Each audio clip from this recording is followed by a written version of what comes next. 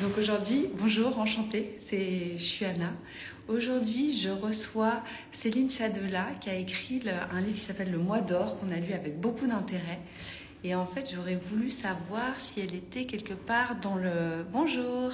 Si elle était quelque part dans les, euh, dans les followers. Alors attendez.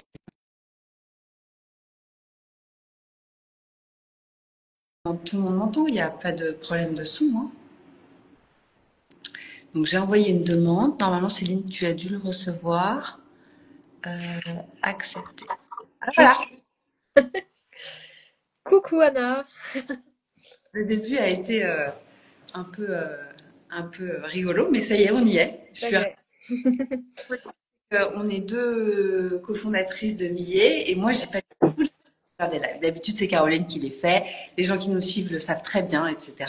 Mais celui-là, ce live-là en particulier, j'avais très envie de le faire parce que le postpartum est un sujet qui me tient à cœur, parce que j'ai trouvé que le livre que tu as écrit, mais on va y venir progressivement, est un livre qui était très précieux dans ces périodes-là de la vie des femmes. Donc, pour toutes ces raisons, je me suis dit, allez, ce live-là, je le fais et je suis ravie de le faire. Donc, merci infiniment, Céline, d'avoir accepté notre invitation déjà pour commencer. Ah, merci à vous de m'avoir invitée.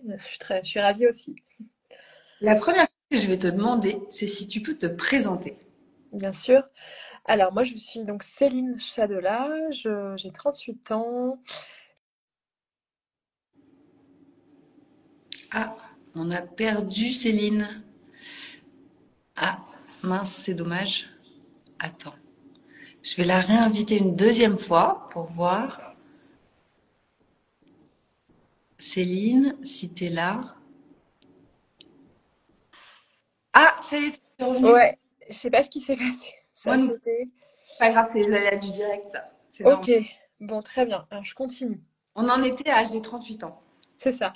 J'ai 38 ans, je suis la maman de deux enfants qui ont 10 ans et 7 ans aujourd'hui. Et je suis la fondatrice du Mois d'Or avec Marie Maïpoulin.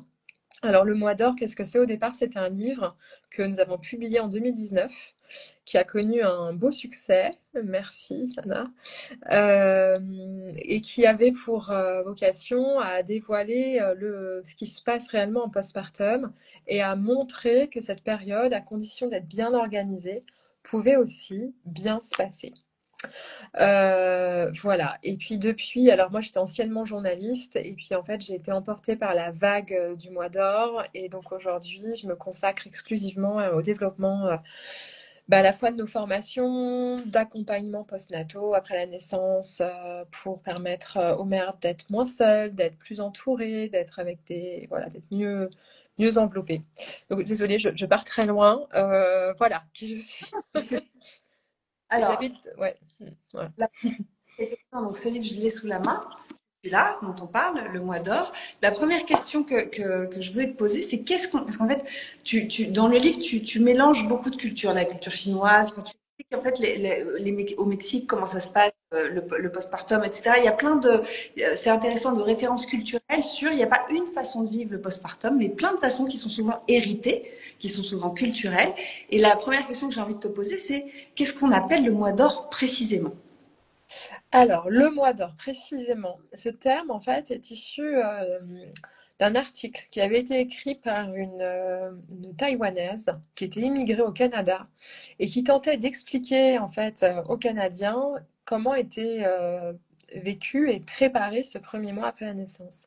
Et pour l'expliquer, elle a trouvé ce joli mot qui s'appelle the Golden Month, qu'elle a transformé et que nous, on a traduit en mois d'or. Et donc, en fait, elle désignait ce premier mois à Taïwan, mais aussi en Chine, qui dure entre 30 et 40 jours, qui est après qui donc désigne le mois après la naissance, pendant lequel la mère reçoit des soins particuliers, une attention particulière, une alimentation particulière, au profit de sa récupération et de son énergie. Donc c'est vraiment un mois qui va être centré maman, beaucoup plus que centré bébé.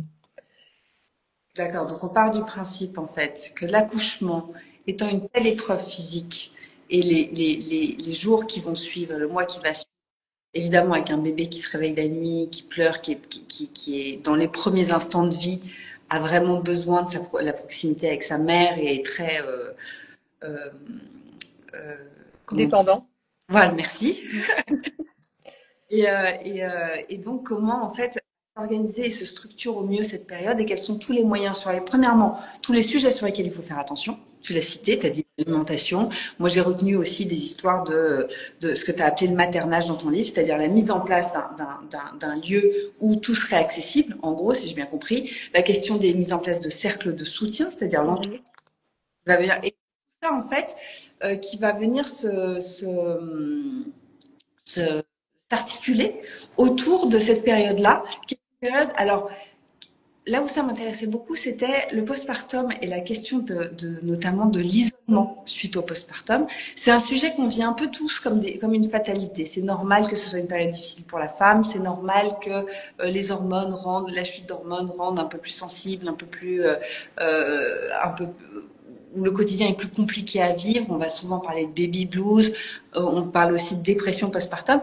Et ce que j'aime bien dans ce livre-là, c'est que, alors premièrement, non, ce n'est pas une fatalité. Et deuxièmement, ça s'anticipe.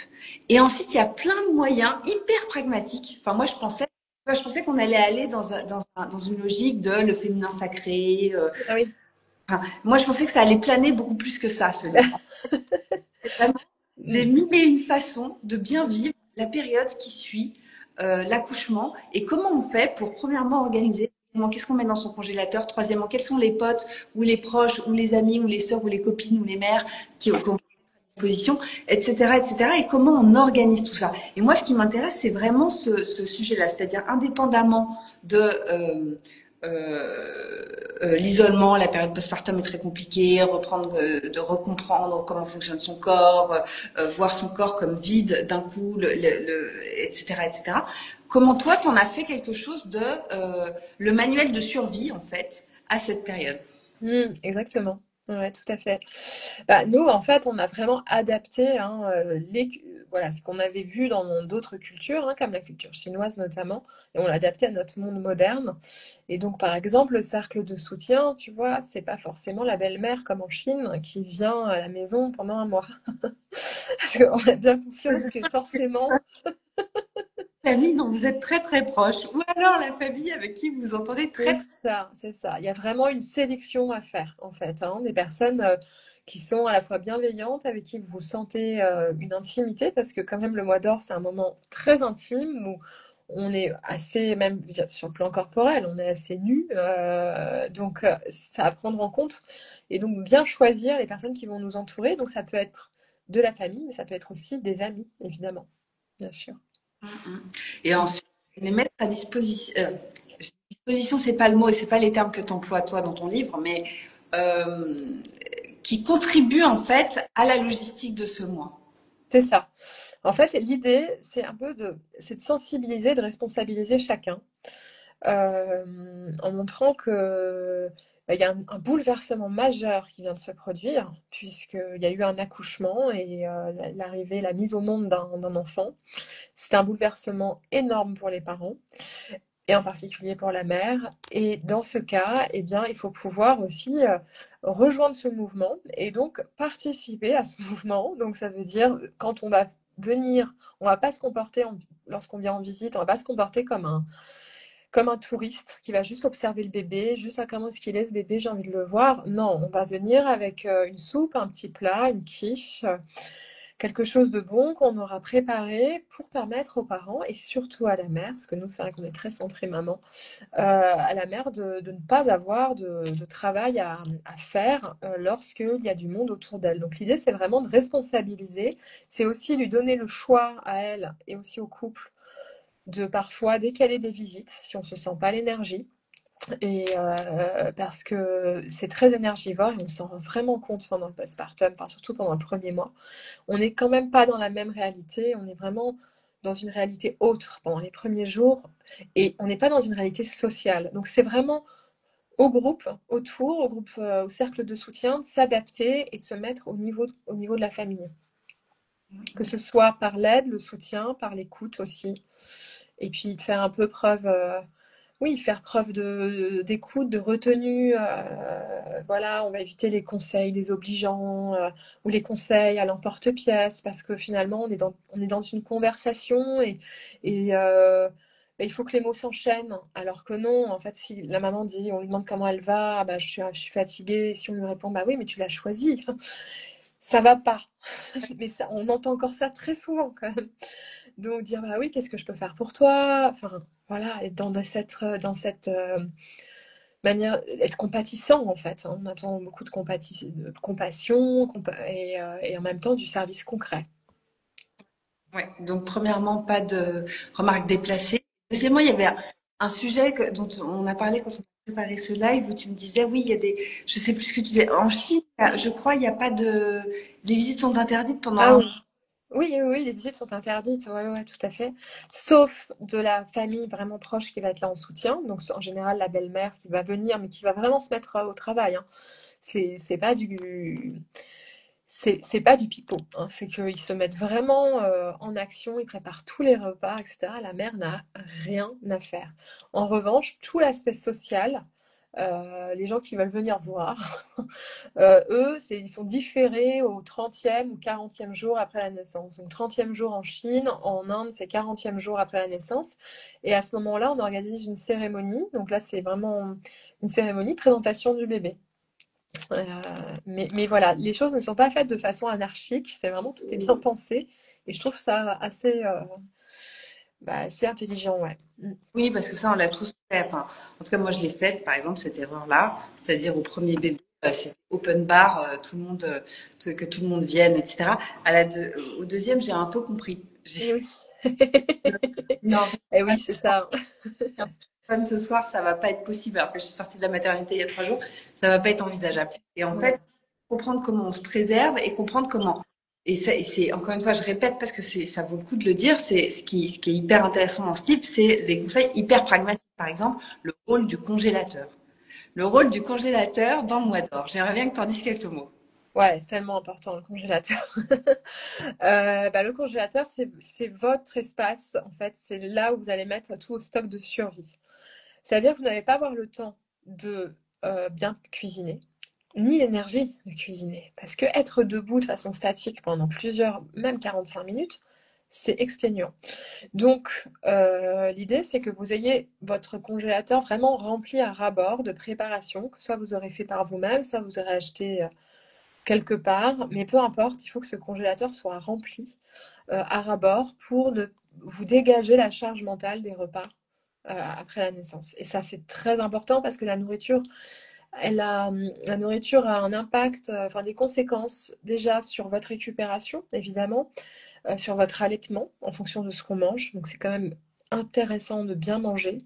Et puis sur votre morale. Parce que le moral, avoir le moral, c'est vraiment très important et on sait l'effet que la nourriture peut procurer quand on nous sert une bonne soupe bien chaude. Et ben ça fait du bien. Surtout après un effort comme celui de l'accouchement.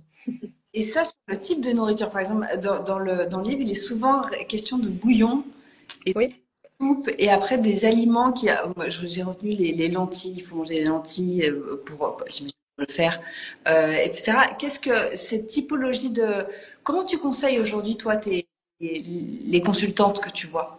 Sur le plan de l'alimentation, Ouais. alors nous, en fait, on s'inspire de ce qui se pratique donc dans les autres cultures. Et c'est vrai que même si dans les autres cultures, il y a des manières de faire qui peuvent être différentes, on constate aussi qu'il y a des grandes variantes, enfin, il y a des grandes lignes, en fait. Il y a vraiment des pratiques communes, que vous soyez en Chine ou au Maroc. Et ça, c'est intéressant. Et notamment le fait d'avoir une nourriture liquide. Parce que ça va permettre de ne pas surcharger l'estomac. Et en évitant de surcharger l'estomac, on va permettre au corps de se restaurer plus en profondeur, d'aller travailler sur la cicatrisation éventuelle, sur l'allaitement, etc. Et donc, on va permettre finalement au corps d'être plus léger et en même temps plus tonique. Donc, et ça, c'est important. Enfin, vous voyez un exemple typique, hein, c'est le repas de famille. Ouais, après, on mange de la viande rouge, on mange et que on associe un féculent, etc. Et puis après ça, au moment de la sieste, tout le monde s'endort en fait. Et ben nous, justement, on va pas rechercher ça. On va essayer de manger des petites portions, mais à plusieurs reprises durant la journée. On va manger liquide, donc plus digeste, plus chaud et on va manger chaud parce qu'il faut savoir que tout ce qu'on avale qui est cru après demande un effort à l'estomac pour être cuit. Hein, c'est par exemple un œuf, on sait que si on ingérait des œufs crus, eh bien notre estomac devrait faire le travail pour faire en sorte, devrait fournir suffisamment de chaleur et d'énergie pour en faire des œufs brouillés. Donc, vous voyez, enfin, l'idée, c'est ça. Donc, on va proposer déjà du pré-cuit, du chaud, du liquide. Ça peut être des soupes où on va mixer des lentilles corail avec de la patate douce et des pommes de terre, par exemple. Ça peut être le bouillon qu'on retrouve énormément, mais qui n'est pas forcément facile à mettre en place non plus, le bouillon. Mais c'est vraiment le centre, hein. Le bouillon, on le retrouve partout. Et donc, ça va être tout ce qui va être très onctueux. Donc, ça peut être aussi le porridge, où les flocons d'avoine seront revenus toute la nuit, par exemple, dans le lait, pour leur permettre aussi de dégager toutes leurs propriétés. Euh, je vous ai dit les soupes, les bouillons, les dalles, les porridges, et toujours chaud. D'accord. Voilà. Ouais. Alors, donc en fait, en gros, au 7e mois de grossesse, on vide son congélateur, Tupperware en forme individuelle, on fait à bouffer pour tout ce qu'on peut et on remplit le congélo. Et derrière, on attend que ça arrive, quoi. C'est ça, c'est ça. Et en même temps, voilà, on se fait en sorte d'être entouré de personnes sympathiques et bienveillantes qui nous comprendront. Et notamment aussi d'une femme, ça peut faire du bien. Je le dis parce que souvent on nous dit le conjoint, c'est bon, mon conjoint va me soutenir, mais le conjoint, il n'a quand même pas vécu l'accouchement. Il faut quand même se le rappeler. Il n'a pas la même réalité corporelle. Et moi, je trouve intéressant parfois d'avoir une femme de confiance à nos côtés. D'accord. Mm. Alors, bonjour, venir parce que c'est un sujet qui m'intéresse, mais avant ça, je voudrais parler des injonctions. Dedans, tu les détailles un peu, la superwoman, la maman idéale, etc., etc., et de voir comment tu travailles notamment, indépendamment du livre, comment tu travailles ces sujets-là avec tes consultantes. Je les appelle les consultantes, je ne sais pas comment les appeler, Céline. Dis-moi si. Ce sont les accompagnantes postnatales. D'accord. Ouais, c'est ça. Comment tu travailles avec ces femmes cette façon de récupérer, il faut avoir récupéré son corps, il faut être maquillé impeccablement, il faut être capable de mettre un jean, faut, etc., etc. Oui, alors nous, l'idée, c'est que si tu veux, nous, ce qu'on enseigne, en tout cas à nos professionnels et à nos accompagnantes, c'est que les femmes ont toutes des problématiques qui sont les leurs. Donc c'est vrai que la question du poids, par exemple, de perdre vite le poids pris pendant la grossesse peut être un sujet. Et nous, déjà, ce qu'on Dans le livre, propose, vous pensez que vous allez perdre. et tu vois, si tu veux, l'idée, c'est de prendre chacun aussi avec son histoire. C'est que qu'est-ce que ça vient raconter, cette histoire de poids? Voilà, il y a plein de choses derrière ça. Et nous, on conseille vraiment de pratiquer l'écoute active. Donc, écouter la mère, lui poser des questions et lui permettre aussi de trouver par elle-même ses solutions et vers quoi elle veut aller. Après, je te cache pas que toutes les personnes qui viennent à nous, ce sont des personnes qui ont parfois déjà une première grossesse ou qui ont une connaissance d'elles-mêmes très approfondie parce que plusieurs cultures et donc qui ont conscience qu'elles vont avoir besoin justement qu'elles vont se défaire justement de certaines injonctions et elles comprennent la cohérence en fait et la logique de tout ce qu'on propose. Et si tu veux, nous, en fait, à travers le livre, c'est une réponse à ces injonctions. Parce qu'en fait, en mettant en place le mois d'or, on met en place aussi du bénéfice, enfin du bénéfique dans le sens, dans ce sens-là, dans le sens où on met en place du bon. C'est-à-dire qu'être bien nourri, c'est pas juste pour se faire plaisir, c'est pour bien récupérer, c'est pour se sentir bien, c'est pour créer des liens avec son bébé. Parce que plus on se sent bien, si on, et ben plus on peut être disponible aussi émotionnellement avec son bébé. Et si on choisit l'allaitement, et bien plus le bébé sera mieux nourri et donc il y aura un risque de colique qui sera moindre, il y a des risques de RGO diminués. Enfin, tu vois, il y a tout un tas de conséquences derrière qui sont très importantes. Donc c'est vrai que pour nous, les injonctions, elles sont là, mais en expliquant en fait, et souvent les gens ne connaissent pas, et donc ça c'est vraiment le rôle de nos accompagnantes, d'expliquer aussi aux parents voilà, toutes ces conséquences en cascade et nous, comment on peut créer des cercles vertueux. D'accord. Effectivement. Et l'autre question que j'ai envie de poser, qui en fait, c'est drôle parce qu'effectivement, tu dis c'est très basé sur la mère, je suis assez d'accord. Mais qu'est-ce que ça apporte au bébé? Parce qu'en fait, la question du mois d'or, ça fait l'objet d'un chapitre dans ton livre, hein. Tu expliques, vous expliquez comment la mise en place de tout cet écosystème va permettre d'harmoniser, d'optimiser la relation maman-bébé. Absolument.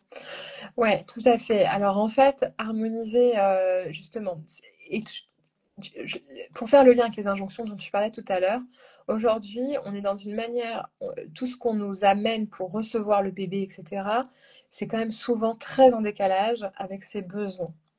Et ça, c'est important de le comprendre. Euh, L'idée, c'est que le bébé, le bébé, lui, qu'est-ce qu'il connaît quand il arrive sur notre terre? Il connaît la voix de sa maman, éventuellement la voix de son papa ou du conjoint, de la conjointe. Euh, il connaît les battements de son cœur, il connaît son odeur. Donc c'est quelque chose de très charnel, de très très mammiférien, tu vois. Et le bébé, ce qui va le rassurer, bah, c'est d'être dans de la chaleur. Donc ça peut être sur le corps de sa maman ou aussi de l'autre parent. Et on va mettre en place tout un tas justement, de conditions qui vont lui permettre d'être le plus apaisé possible. Donc c'est pour ça que l'idée, si tu veux, de retourner sur des talons au deuxième jour, au troisième jour après la naissance et d'aller travailler, etc., au percher sur ces talons, même pour le bébé, c'est pas en adéquation en fait. L'idée, c'est vraiment de digérer ce qui s'est passé et d'être dans un temps plus long, dans un temps où on n'est pas justement dans la performance, on est vraiment dans l'être et pour être bah, avec notre bébé. Et le bébé, lui, ce qui va l'apaiser, c'est de retrouver les conditions en fait materno-fétales. C'est lorsqu'il était dans le ventre de la maman. Donc, faire en sorte qu'il y ait quand même une atmosphère qui soit calme, qui soit douce. Il va ressentir énormément, donc faire en sorte que la maman se sente bien, donc il y ait de la chaleur, ça c'est quelque chose qu'on retrouve aussi beaucoup dans la médecine chinoise, hein, pendant le postpartum. Ça vaut la peine aussi de se procurer un petit chauffage d'appoint et faire en sorte qu'il fasse 25 degrés dans sa chambre. Là, voilà, on va c'est pas grave s'il fait trop chaud. Enfin, voilà, là, les économies énergétiques ne sont pas prises en compte à ce moment-là. Ah, Mais parce que ça a plein de conséquences, parce que quand il fait chaud, on est plus détendu. Quand on est plus détendu, on récupère mieux, on a un meilleur moral. Même l'allaitement, par exemple, peut mieux se passer. Donc c'est très très important et on va fuir le froid et on va faire en sorte que le bébé soit bien au chaud, qu'il puisse être en peau à peau avec sa maman ou son deuxième parent et de reproduire en fait au maximum les conditions de sa vie in utero pour faciliter sa transition en fait. il y a un autre sujet. Dis-moi si tu veux ajouter quelque chose ou si quelqu'un veut poser une question, parce que oui aussi, on aura accès et on pourra lire. Et Céline répondra bien entendu à la question. Il y a un autre sujet qui m'avait pas sauté aux yeux quand moi j'ai vécu ma propre expérience, mais qui aujourd'hui me semble évident. C'est la question de l'horizontalisation. C'est-à-dire, Oui, tu t'en parles beaucoup dans le livre où tu dis être horizontalisé au maximum. Et en fait, et que ça a des conséquences sur le périnée, ça a des conséquences sur les organes, ça a des conséquences sur la récupération, sur la relation mère-bébé aussi, parce que de fait. Et j'aimerais bien que tu en dises un peu plus de ça. Parce que là, on comprend en fait toute l'importance de cette fameuse logistique du congélateur et des copines qui passent, etc. etc. oui. Oui, alors là, c'est pour si on veut aller encore plus loin hein, dans le mois d'or. Moi, je trouve que c'est important parce qu'en fait, ce qu'on souligne là, hein, à travers l'importance de se reposer, c'est vraiment l'idée de prendre soin de sa santé, en fait, à terme, sur le plan gynécologique. Et ça, c'est pas rien. Et moi, je trouve qu'on vraiment, merci de me poser la question parce qu'on en parle trop peu. Euh, et alors donc en Chine, en fait, pourquoi il y a tout ce service aussi autour des mères? Parce que de façon très triviale, dans des sociétés qui auparavant étaient des sociétés agraires, où les femmes retournaient très vite dans les champs, eh bien on savait que leur survie dépendait de ce mois. Que si elles repartaient trop vite au travail, eh bien il y avait un risque de descente d'organes, d'affaissement du périnée et plein de problèmes de santé sur les 20 à 30 ans à venir. D'ailleurs, on fait souvent un lien entre postpartum et ménopause. Il y aurait quelque chose entre les deux. La manière dont on vit le postpartum pourrait influencer la manière dont on vit notre ménopause. Et ça veut dire quoi? Ça veut dire que on va pas court-circuiter le processus de la nature. La nature, en gros, nous demande, après la grossesse et après l'accouchement, un peu comme après un marathon, eh bien, de nous reposer. Et donc, on va se reposer un maximum. Et ça veut dire quoi? Ça veut dire qu'on va privilégier certaines postures qui vont faire du bien à notre corps. Comme quand on a une grossesse, en fait, on prend certaines postures et pas d'autres. Et bien là, c'est pareil. Le corps est en pleine dégestation. Il évacue, il travaille. En fait, il bosse énormément après la naissance, ce qu'on appelle le quatrième trimestre.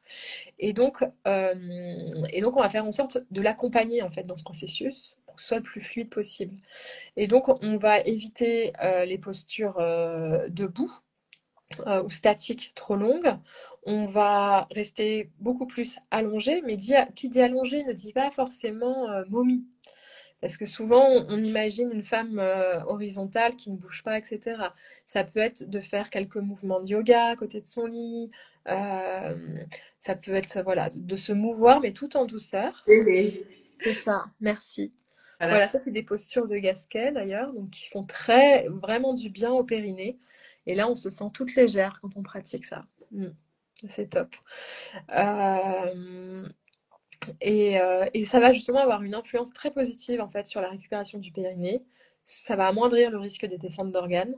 Alors ça, c'est ce qui est pratiqué en Chine hein, notamment. Et il y a certaines sages-femmes françaises qui voient en Chine des femmes qui ont des périnées qui sont en meilleure forme que les nôtres en fait. Et elles attribuent ça au fait qu'elles pratiqueraient le premier mois justement allongé. Donc en fait, moi ce que je recommande, c'est même allaiter de façon le plus allongée possible. Ça va être, et pas surtout pas affaler dans le canapé, parce que ça appuie. Ça va être de ne pas porter de charge lourde. Donc même le bébé, si vous avez quelqu'un pour aller le changer, etc., c'est important de ne pas vous lever pour un rien en fait. Il faut que vous puissiez économiser vos efforts un maximum. Donc pas de port de charge lourde, l'horizontalité le plus possible et des pratiques adaptées. Donc ça commence hein, d'ailleurs dès la naissance. Hein. Dès la naissance, enfin dès la pré-naissance, vous pouvez commencer à pratiquer certaines postures de yoga. Vous n'êtes pas obligé d'attendre 6 semaines. Bien au contraire.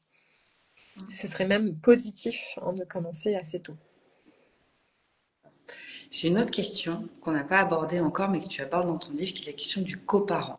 Parce que le coparent, bon, déjà, est-ce qu'il va... D'ailleurs, c'est marrant parce que tu parles à un moment, tu dis congé parental, ça va pas, faut remplacer congé. Alors, je sais pas comment faudrait l'appeler, mais effectivement, cette période-là. Donc, la question, c'est combien de temps il reste? Combien de temps il sera là ou pas? Est-ce qu'on peut prévoir cette phase de solitude, en fait, dans laquelle la toute jeune maman peut être directement mise? Et ensuite, l'impact sur l'autre, parce qu'en fait, mine de rien, lui aussi, il a un bébé. Oui, c'est vrai. Ne l'oublions pas.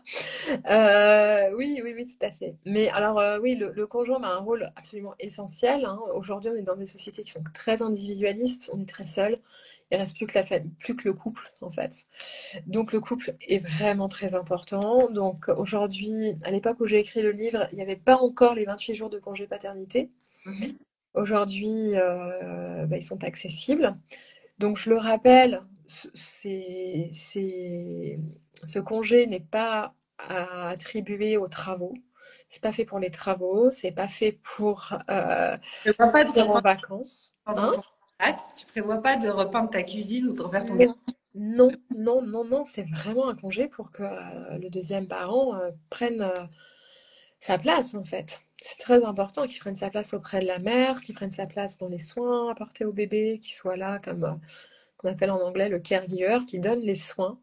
Et ça, en tant que femme, il faut aussi pouvoir lui faire de la place, parce que c'est pas toujours simple. On pense parfois aussi qu'on est seul, qu'on sait mieux. Et attention à cet écueil aussi, c'est que plus on va faire nous-mêmes, par nous-mêmes, en tant que femme, plus on va devenir spécialiste de notre bébé, et plus l'écart avec le conjoint va se creuser. Donc le congé paternité, c'est vraiment fait pour soutenir la mère et prendre sa place en tant que parent. Et en même temps, le conjoint peut vraiment avoir un rôle. Je t'entends plus. Ouais, ouais, j'ai eu un appel. Le père va être, ou le parent va être le gardien de la bulle maman-bébé, où par exemple, s'il y a des demandes de visite, il y a voilà, des sollicitations, etc., justement, il va protéger cette bulle et il va faire en sorte de décharger la mère le plus possible de sa charge mentale, en fait. Donc voilà. Après, le père n'est pas obligé non plus, enfin voilà, d'être dans une logistique et de tout faire pendant ce premier mois. Il ne faut pas s'épuiser. Il a aussi, enfin, il ou elle a aussi besoin d'avoir ce temps après la naissance de digestion, quoi, de découverte, d'apprivoisement du bébé. Et ça, c'est important. Et il est pas, voilà, il est en soutien de la mère et en même temps, il faut aussi qu'il ait son espace pour découvrir son petit. Oui, c'est cette place qu'on ne prend pas au début. Potentiellement sera plus difficile à prendre. C'est aussi si la mère ne laisse pas la place. C'est très, ouais, ça c'est un vrai sujet. Et j'ai une dernière question. Mhm. Dis-moi. Ouais. Et après, on fait quoi? Après ce fameux mois d'or, qu'est-ce qui se passe, quoi? Cette bulle, qu'est-ce qu'il en reste? Comment on la, c'est quoi la transition? Enfin, Ah, vaste sujet. Pour moi, la transition, si tu veux, c'est quand même de passer du temps avec son bébé. Tu m'entends? ouais, mais attention, à la fin de ce mois d'or, on dit quoi? On dit qu'on a un bébé qui va bien. Bon, donc en fait, les pleurs sont compréhensibles. Il n'y a pas de, où il y a pas de, c'est ça la définition d'un mois d'or qui se passe bien. C'est qu'à la fin du mois d'or, on a un bébé qui est plutôt paisible, qui pleure parce qu'il a faim, parce qu'il a besoin d'être changé ou parce que, enfin, pour des raisons que les Mhm. parents comprennent. Ça, c'est Oui. important. Et qui dort plus ou moins, mais bon, qui globalement dort. Ouais. Plus ou moins. Et donc déjà un bébé apaisé et bien dans sa et qui Ouais. ne prend pas de troubles dont on ne comprend pas, qu'on ne Oui. comprend pas. Bah, c'est l'idée, hein. C'est sûr que après, il y a des bébés effectivement qui ont parfois des besoins intenses, qui ont besoin d'être beaucoup portés ou qui bon, peuvent faire aussi des réactions au lait, que ce soit infantile ou maternel. Mais bon, le bébé, on va poursuivre cette transition tranquillement. Ce qu'il faut bien se rappeler, avoir à l'idée, c'est que ce qui se fait pendant le mois d'or n'est pas à appliquer un an après la naissance. Euh, L'idée, c'est d'avoir toujours en tête qu'on vit à travers des rythmes, à travers des séquences en fait, et que enfin, le moment, la petite enfance, c'est le moment où il y a le plus de séquences qui soient. C'est-à-dire qu'on avait pris une habitude, ah maintenant il faut la changer. Il s'endormait comme ci, maintenant il s'endort comme ça. Donc ça évolue énormément et je pense qu'il faut se rappeler aussi euh, voilà, en tant que mère, de bien continuer à prendre soin de soi du mieux qu'on peut. Je sais que c'est pas simple parce que aujourd'hui on n'est pas très aidé, mais d'avoir nous-mêmes de nourrir notre réservoir en fait. Parce que c'est quand même la clé. Enfin, en tant que parent, c'est la clé. C'est que nous, si notre réservoir, si on peut dormir de temps en temps une nuit complète, ça fait quand même la différence. Et puis, je veux dire, au bout d'un moment, tout le monde s'énerve. Si bébé pleure beaucoup, n'arrive plus à s'endormir, nous-mêmes, au bout d'un moment, ça peut commencer à taper sur le système parce qu'on est fatigué. Donc, euh, donc vraiment, l'idée, c'est de continuer à essayer d'équilibrer au maximum les ressources, d'avoir conscience de ses ressources, d'avoir conscience qu'on ne peut pas faire tout toute seule, qu'on n'est pas superwoman, on n'est pas la mère idéale. Et la mère idéale, elle avait du monde autour d'elle, elle avait un village. Voilà. Et là, aujourd'hui, c'est pas possible de faire tout toute seule. Donc, vraiment bien penser à son écologie personnelle pour prendre soin de soi. Et ça peut être de diverses manières. Il y a plein de façons de prendre soin de soi. Et que c'est pas une marque de faiblesse. C'est pas une marque d'échec. Vraiment. Donc à la fin du mois d'or, de ces fameux 30 ou 40 jours, on ne se jette pas à corps perdu dans le boulot et on ne fait pas des journées de 12 heures et on va pas courir des marathons. C'est ça. Quoi. C'est ça, Anna. Merci. Exactement. Ensuite, il y a, pardon parce que j'avais dit que c'était la dernière question, mais il y a quand même une question qui me turlupine parce que je, je me souviens avoir été surprise par ça. C'est-à-dire que au premier enfant, bon, tout est nouveau, tu découvres tout, c'est merveilleux, tout ça, machin, mais ton attention est complètement fixée sur ce bébé et en fait, c'est presque pendant un temps, ça devient ton unique raison de vivre en fait, parce que ce bébé est le centre de ta vie. En revanche, quand c'est pas le premier bébé et quand il y en a d'autres qui t'attendent aussi, qui sont pas très grands, parce qu'en fait, en général, tu fais pas des enfants à 15 ans d'écart. Euh, et que tu te retrouves un peu, tu pensais que tu savais faire parce que tu avais fait pour le premier, et en fait ce deuxième qui arrive, t'as pas compris qu'il allait s'ajouter à une logistique qui est déjà très prenante d'un enfant en bas âge. Et Bien donc, sûr. j'aimerais bien juste deux, trois mots sur les frères et sœurs et sur le comment on gère, quoi. Parce que je me souviens, je pensais que je savais tout et je pensais que ça allait être tranquille le deuxième parce que j'avais déjà fait le Ouais, premier. ouais, ouais. Oui, attends, je Bah me oui. suis en pleine face. Bah, c'est sûr, parce qu'en plus l'aîné, alors s'il est un peu jeune encore, l'aîné, il vit ça comme un bouleversement. Enfin, lui-même, il est bouleversé, hein. C'est énorme, hein, pour lui. Il voit un nouvel être arriver. Enfin, il n'y a plus ses parents pour lui, donc lui-même est en transition. Donc moi, ce que je recommande, bah, c'est d'avoir des temps privilégiés avec les aînés pour déjà les accompagner dans cette transition. Donc, quand on est dans notre nid de maternage, dans notre mois d'or, dans notre petite bulle, eh bien, on peut l'inviter à venir, à raconter des histoires, à parler, etc. ensemble. Donc ça, c'est pour la... Et je dis ça parce que tu me parles de logistique, hein, mais malgré tout, un enfant qui est émotionnellement très perturbé, c'est extrêmement fatigant. Enfin, moi, je trouve, hein. Donc c'est très, très prenant. Donc c'est pour ça que c'est important de pouvoir apaiser au maximum et faire en sorte qu'il ait des temps privilégiés. Et ensuite, en termes de logistique, eh ben, se faire aider, être entouré le plus possible. Voire faire venir, voilà, parce que je sais que l'aide, hein, le soutien, ça peut être cher, mais faire venir sa famille, en fait, se réouvrir un peu à ce côté tribu, à ce côté village, pour que bah, les grands-parents, s'ils sont un petit peu dispo le week-end, parce qu'on sait qu'ils sont plus du tout dispo les grands-parents aujourd'hui, hélas, mais on espère quand même que le week-end ils soient là. Revenez, les grands-parents, revenez C'est ça. Mais travailler. on a vraiment besoin des autres et donc de faire en sorte qu'ils viennent prendre le relais, sortir avec l'aîné, l'emmener faire un tour de manège, manger une glace, je ne sais quoi, mais s'en occuper. On a vraiment besoin. Parce qu'avec des tout petits comme ça, quand on est encore en postpartum, parce que le postpartum, hein, bon, médicalement, il dure 6 semaines, mais en fait, le corps est bouleversé quand même pendant 1 an, voire 2. Bah, ça prend de l'énergie. Donc voilà, s'entourer le plus possible et créer des liens en fait. Et tu vois, moi souvent on me dit oui, bah oui, mais moi je suis seule, etc. Mais il y a un vrai enjeu aujourd'hui à recréer des liens autour de nous en fait. C'est un vrai sujet. Et on est tellement tous isolés, enfin, c'est important. Voilà. Il y a une question que je ne Dis-moi. t'ai pas posée et que tu aurais voulu que je te pose. Hein. Est-ce qu'il y a un truc qui manque, hein, quelque chose que tu aurais voulu dire? Bah, il y a tellement de choses à raconter sur ce sujet. Euh... Attends, parce que euh, bah,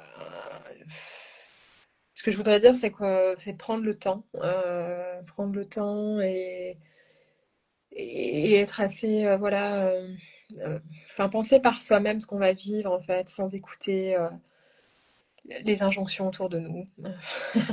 Et essayer d'être indépendant, c'est un passage identitaire aussi, hein, le mois d'or et la naissance.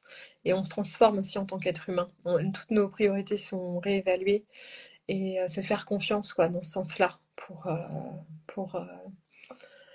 bah, pour faire ses propres choix qui sont les plus adaptés. Un passage identitaire, c'est très joliment dit.